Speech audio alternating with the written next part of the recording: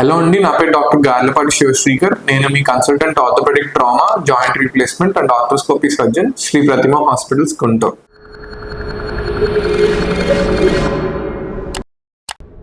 నేను knee replacement అని చెప్పగానే పేషెంట్స్ నన్ను కామన్ గా అడిగే ఫ్యూ డౌట్స్ చెప్తాను మీకు ఈరోజు. ఫస్ట్ అందరికీ వచ్చే డౌట్, నేను ఎప్పుడు నడవగలనండి అంటే సర్జరీ చేసిన వెంటనే నేను నడవగలనా, రెస్ట్ తీసుకోవాలా, బెడ్ రిడన్ అయిపోతానా కొద్ది రోజులు అని. లేదండి, ఇప్పుడున్న మన అడ్వాన్స్ టెక్నిక్స్ ప్రకారం అండ్ మసిల్ కట్ చేయకుండా ఆపరేషన్స్ చేయడం ద్వారా ఎర్లీ మొబిలైజేషన్ అనేది పాసిబుల్. సేమ్ డేనే నడుస్తారు అండ్ అనస్థీషియా ఎఫెక్ట్ దిగగానే with the help of walker support gradual గా నడుస్తారు. అండ్ ఫ్రమ్ డే టు మీరు with stand support under physiotherapy guidance climbing stairs కానీ అలా చిన్న చిన్న గట్టు దాటం కానీ అలా చేయగలరు. రెండో కామన్ క్వశ్చన్, నేను ఎప్పుడు స్నానం చేయొచ్చండి సర్జరీ అయిపోయాక?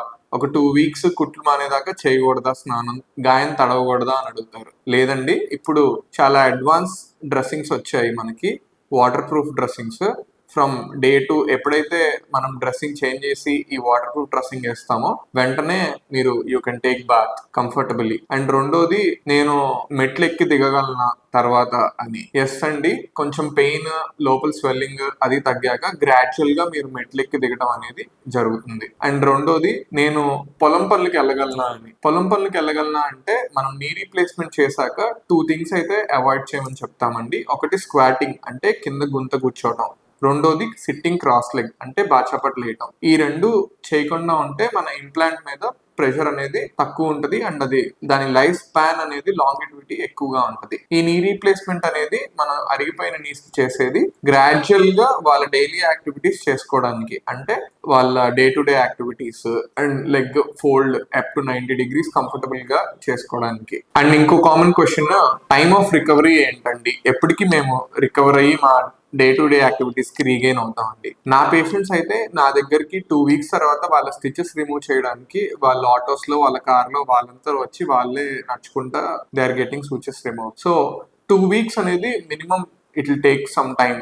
లోపల సర్జరీ చేసిన తర్వాత ఉండే ఆ వాపు సెటిల్ అవ్వడానికి అండ్ కంఫర్టబుల్ గా day to day activities resume అవ్వడానికి అలా.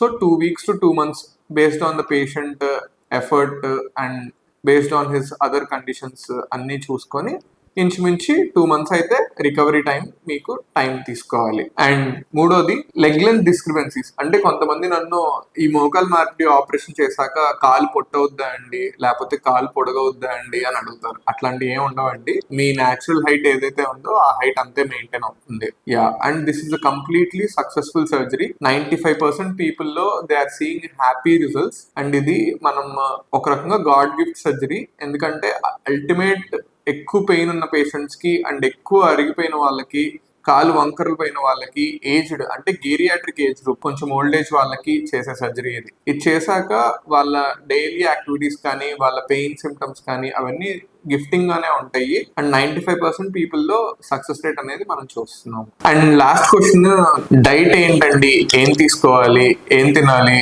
అని అడుగుతారండి.